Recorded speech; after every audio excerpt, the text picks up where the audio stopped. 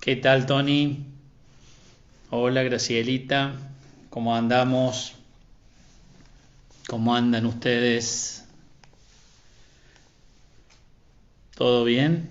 ¿Cómo anda José?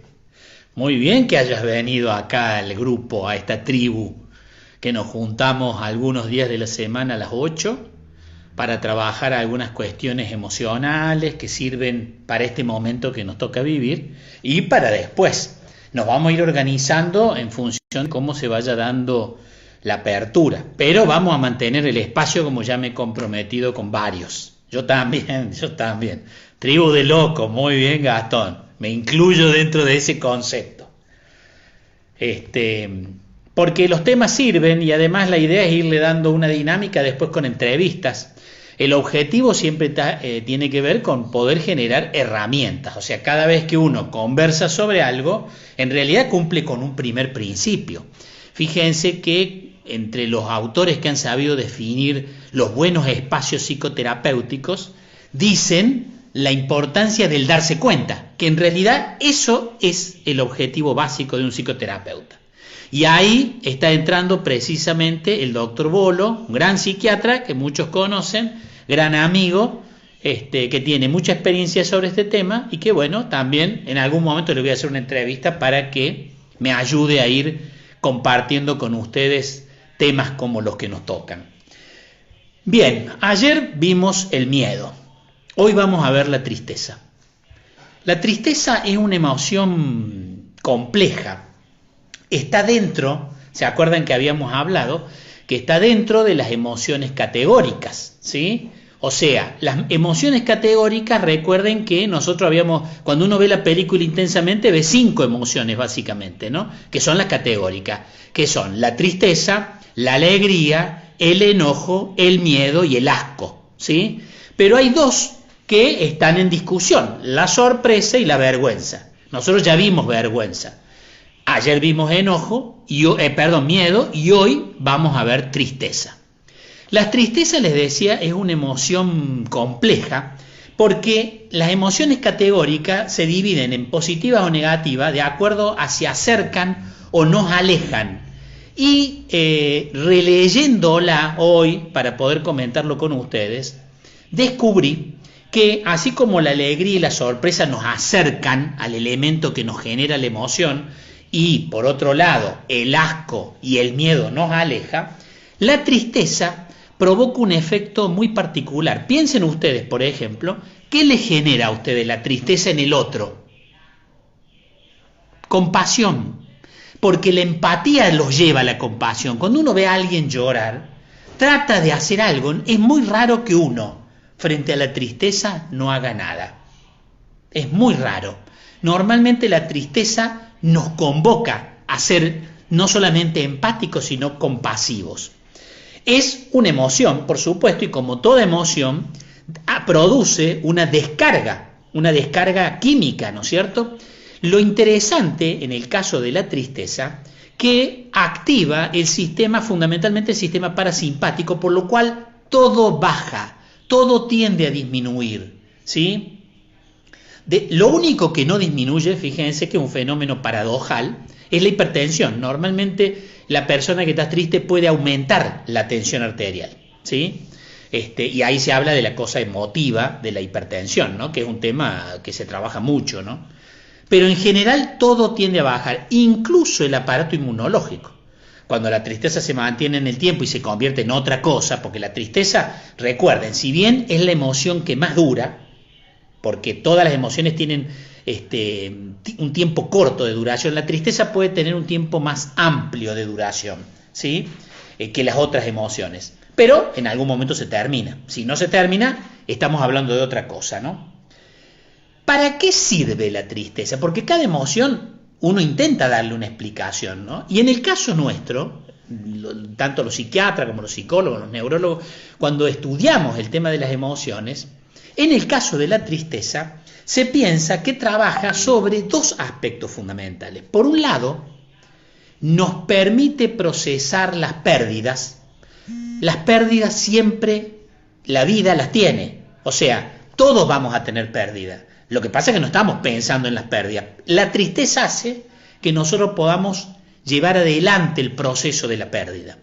La pérdida no solamente tiene que ver con la pérdida de un ser querido, sino que también puede ser la pérdida de un trabajo, la pérdida cuando se van nuestros hijos de la casa, la pérdida de una pareja, o sea, la pérdida en un concepto amplio dispara, ¿no es cierto?, esta emoción que anímicamente nos genera desolación, una afectación interna donde el ánimo se viene abajo, ¿no es cierto? Y todo eso, digamos, obviamente hace, como les decía, toda una descarga química, ¿no? Bueno, muchos piensan que fundamentalmente apunta esta emoción a ayudarnos en ese proceso de aprendizaje que tiene que ver con las pérdidas, ¿sí? Otros también dicen que como es la emoción que más compasión genera, es una emoción que acerca. Fíjense, no se la clasifica como positiva, como la alegría y la sorpresa, pero es una emoción que acerca. Dura más y acerca al otro, porque la tristeza en realidad tiende a hacerte aislar. Pero cuando el otro ve la tristeza, ¿qué hacemos nosotros cuando vemos a alguien triste? Como decíamos, tendemos a acercarnos, a abrazarlo, ser compasivos, ¿no es cierto? ¿De qué debemos distinguir la tristeza? Fundamentalmente de dos temas, que son claves, ¿no? Por un lado, el duelo, que ya vamos a hablar de qué es, y por otro lado, la depresión, que ya es la patologización en el tiempo de una emoción que tiene un tiempo de duración corta, como la tristeza, ¿no? Entonces, el duelo y la depresión tienen algo en común. ¿Saben qué es? El duelo, digamos, vuelvo a decir, tanto en un caso como en el otro, siempre estamos hablando de una pérdida, ¿no? De una pérdida que ancla en un momento en donde probablemente tenemos mayor nivel de vulnerabilidad y puede derivar en una depresión. En el caso del duelo, se relaciona muchísimo también con la pérdida de algo a lo cual nosotros le damos mucho valor, ¿sí? Por eso el duelo, nosotros hablamos de duelo normalmente cuando hemos perdido algún ser querido, hablamos del proceso de duelo, ¿sí? Porque toda pérdida nos genera tristeza, pero no todas las pérdidas no van a ser un proceso de duelo. El proceso de duelo se relaciona fundamentalmente con la pérdida de un ser querido, ¿sí? Y consta, ¿no es cierto?, de fases. ¿Qué tiene en común con la depresión el duelo? Fundamentalmente tiene en común que nos abstraemos del mundo exterior, tanto en la depresión como en el duelo, porque nosotros es como que está la necesidad de seguir recreando esa persona, ese ser querido que no está con nosotros, y entonces el mundo, si no nos muestra esa presencia, nosotros tendemos a aislarnos. Es un impulso, ¿sí? Pero en la depresión, este impulso de retraimiento empieza a afectar a la persona. En el duelo, la afectación es anímica, hay tristeza, hay desolación. Cuando se nos muere un ser querido, todas esas cosas las sentimos. Pero no nos afecta nuestro pensamiento acerca de nosotros mismos. En la depresión es tal la profundidad de la tristeza que empieza a afectar a la persona al respecto de lo que piensa de sí mismo. Empieza a sentir que es una persona moralmente reprochable, ¿no es cierto?, que es estéril, que no tiene voluntad para nada, se autoculpa de la situación. Ahí es cuando pasamos a la depresión. ¿Cuál es el proceso de duelo que es muy importante que tengamos en cuenta? Porque el duelo, ¿no es cierto?, que yo les decía, lo hacemos fundamentalmente cuando perdemos un ser querido, también ocurre cuando nos afecta a nosotros. Por ejemplo, nosotros hacemos un proceso de duelo frente a un diagnóstico de una enfermedad maligna, porque estamos en conciencia de que podemos perder nuestra propia vida. Entonces, y nuestra propia vida tiene que ver con los seres que nosotros también queremos, nosotros mismos, digamos. Entonces, ese proceso, como todo proceso de duelo, comienza con una fase que se llama de negación. No aceptamos la realidad de que de que la enfermedad está, o de que esta persona se nos va a ir, se nos va a morir, o de que esta persona murió. Es más, fíjense que a veces, cuando el duelo se patologiza, también ocurre en las parejas. Sobre todo, uno lo ve en violencia de pareja, cuando el hombre no acepta que la mujer decidió cortar. Y entonces hace como una negación. No, ya se le va a pasar, ya va a volver, es un momento que se le ha ocurrido, ¿no es cierto? O sea, empieza a negar la realidad. Pero la realidad, como se instala en un proceso de duelo donde no hay patologización, vuelvo a decir, porque la patologización es depresión, cuando se instala, continúa la negación ya con el enojo. Al lado de la negación aparece el enojo. Nos enojamos con lo perdido, con lo que no está, con lo que no va a estar quizás nunca más. Y empieza una confusión en las emociones, ¿sí?, entre el enojo, que genera dolor y culpa como tercera fase. O sea, negación, enojo, dolor y culpa. Recién cuando logramos saltar a la cuarta etapa, que es la tristeza, que es cuando empezamos a aceptar, ¿no es cierto?, que esa aceptación a veces, en la fe, en la religión, tiene obviamente una esperanza, una expectativa que ayuda cuando uno pierde un ser querido, porque no es lo mismo que uno tenga la creencia de que va a volver a reencontrarse, o de que va a volver, o de que va a estar, o de que está de alguna manera, ¿no es cierto?, a pensar que nunca más, fue una pérdida y nunca más la vamos a tener con nosotros.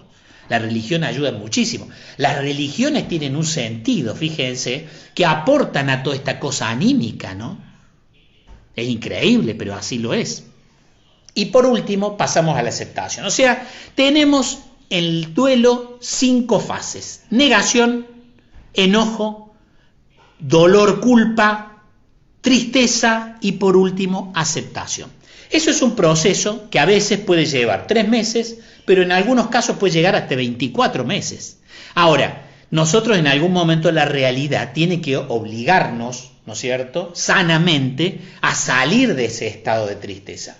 Ocurre una cosa muy interesante en esto, porque fíjense, en las viejas culturas, cuando, como les contaba ayer de la tribu Fore, por ejemplo, comían el cerebro de sus seres queridos, porque una manera de aceptar es empezar a descubrir o pensar que la persona que se fue no se fue, sino que está dentro nuestro, está en nuestros recuerdos, está en nuestras conversaciones, está en lo que aprendimos de ellos, en lo que nos brindaron.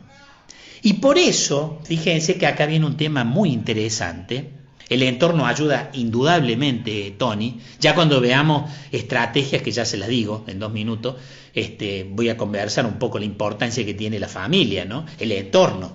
Porque indudablemente, cuando yo logro sentir esa incorporación de que esta persona que quizás no está más físicamente, está dentro mío, está en mis recuerdos, está registrada en mi memoria, ¿sí?, y yo la tengo que evocar, y en algún momento mi evocación, mi vuelta al recuerdo, tiene que estar significada por la alegría de habernos dado cosas, de habernos dado un tiempo, de haber compartido buenos momentos, de haber tenido hijos, y en el caso, por ejemplo, Zulma, que es viuda, ¿sí? Todas esas cosas hacen, ¿no es cierto?, que el duelo culmine con un proceso de aceptación, que no es resignación. Es aceptación de la realidad, es aceptación de que todos tenemos un tiempo finito y que en algún momento no vamos a estar, ¿no es cierto? Y ese proceso es el aprendizaje del duelo. El problema es cuando en algunas relaciones no se han dado todos, y ahí sí, la culpa, ese dolor culpa, que es la tercera fase, queda enmarañada y no, como que no podemos salir, porque uno agradece lo recibido, como dice Tony, cuando he podido dar todo, cuando yo culminé en esta relación que hoy perdí, pero pude darme todo. Entonces no queda culpa, ni dolor, queda recuerdo, buenos recuerdos. Es cuando llora sonriendo. Muy bien, Zulmita. La depresión, como les decía, no solamente afecta al mundo exterior, sino que a diferencia del duelo, empieza a afectarme a mí mismo. Es más, hoy los neurocientíficos dicen que las personas que caen en depresión tienen una personalidad previa, que hace que su modo de pensar, de autorreproche, autoculpa, sentirse una porquería en la vida, hace que finalmente termine generando un estado depresivo. Entonces es interesante porque la vulnerabilidad, si bien es alta, porque nosotros, por ejemplo, el lunes yo voy a dar una charla en el colegio de abogados y estoy trabajando vulnerabilidad, porque me piden cuál es el impacto del virus y la pandemia y la cuarentena en la salud mental. Y lo más que tenemos que cuidar es precisamente los estados depresivos. ¿Por qué? Porque el 20% de la población es vulnerable a un estado depresivo. No siempre estamos con todas las condiciones para superar las adversidades y las pérdidas. Y este momento significa pérdidas, porque no nos podemos juntar, porque no nos podemos, puede impactar en la autoestima, indudablemente. Entonces, hay que ser cuidadosos, ya vamos a trabajar cómo, sobre todo si hay duelos, que el duelo, digo, es tan importante despedir a nuestros muertos y llorarlos. Imagínense en este momento, que no se puede hacer, bueno, esto es un tema, digamos. Entonces, indudablemente esta afectación del yo que se da en el suicidio y que tiene que ver con esta caracterización deplorable que hace el depresivo de sí mismo, es lo que posibilita el suicidio. Ojo, porque cuando uno dice, ¿cómo se va a matar? ¿Cómo puede haber pensado en matarse? ¿Cómo se pudo matar? Se pudo matar porque tuvo afectado su yo. Porque ese yo casi se pega con el objeto que se fue y termino afectándome de tal manera que pierdo la razón y puedo llegar a suicidarme. O sea, imagínense lo que significa, ¿no? ¿Qué cambios tenemos que tener en cuenta para poder diferenciar duelo de depresión? ¿Sí? Primero hay que tener en cuenta el tiempo. O sea, un duelo puede durar hasta 24 meses. ¿Sí? Uno puede darse cuenta que superó el duelo cuando puede recordar a quien hoy no está con alegría, cuando evoca recuerdos y se siente satisfecho de lo construido en esa relación. ¿Sí? ¿Qué cosas me van a llamar la atención cuando ya hay una depresión? La tristeza permanente, el llanto, el aislamiento, dificultad en los sueños, de dormir, dificultad en dormir, la irritabilidad, porque ojo, a veces la depresión se enmascara con el enojo, lo vimos en las fases del duelo, un malestar generalizado físico, falta de arreglo personal, aumento o disminución de peso, ¿sí? Dificultad para tomar decisiones, olvidos. Todo eso hace un combo que nosotros le llamamos depresión. Se calcula, ahí pregunta la Julita, si es locura matarse.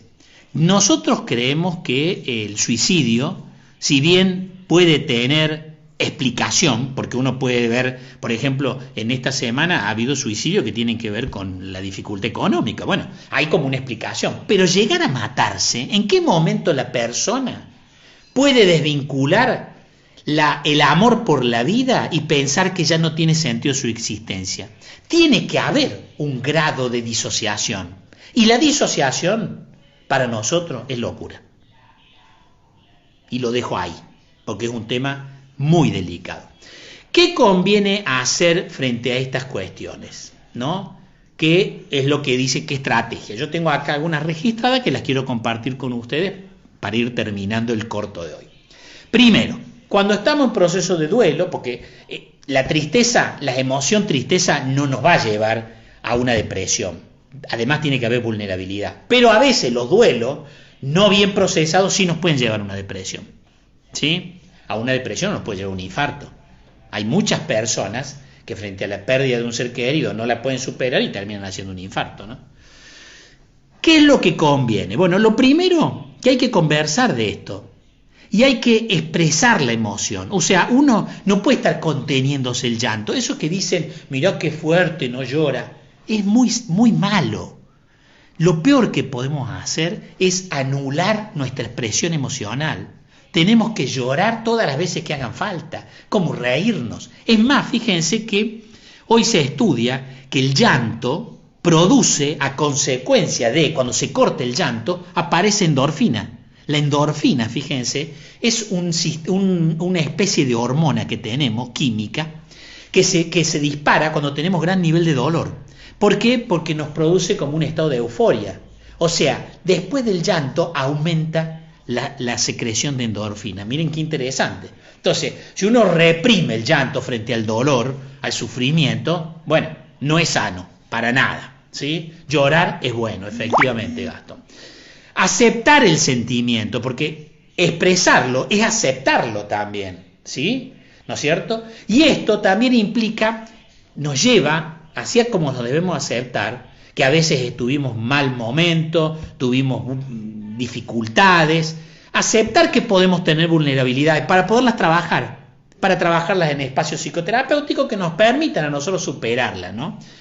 Es clave la familia, como decía Tony, o sea, no es lo mismo un grupo de amigos, una buena estructura familiar que te sostenga, que te contenga, porque eso indudablemente te ayuda a sobrevivir, digamos, en un proceso además de duelo, ¿no? Una cosa muy interesante también es rememorar al ser querido que no está, rememorarlo, no solamente celebrando su vida porque yo pongo el portarretrato, porque lo tengo presente, como la tengo por ejemplo a mi hermana. Yo a mi hermana la tengo en todo mi escritorio, yo me siento y está ella ahí conmigo, la tengo en una foto acá arriba, otra por el costado, otra acá, pero además la tengo también en mis sobrinos, con los cuales yo tengo una relación especial, pregunto dónde andan, qué sé yo, algunos vivieron conmigo, o sea, rememorar al ser que no está es una manera, ¿no es cierto?, de aprender a superar un duelo, una pérdida, ¿no? Cuando las emociones lo abruman, bueno, ahí sí hay que ir a un médico, indudablemente.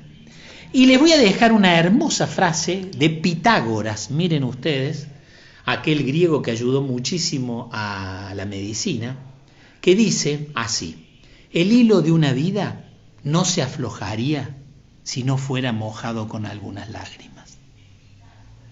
Gracias por estar, amigos. Mañana seguimos con otro tema.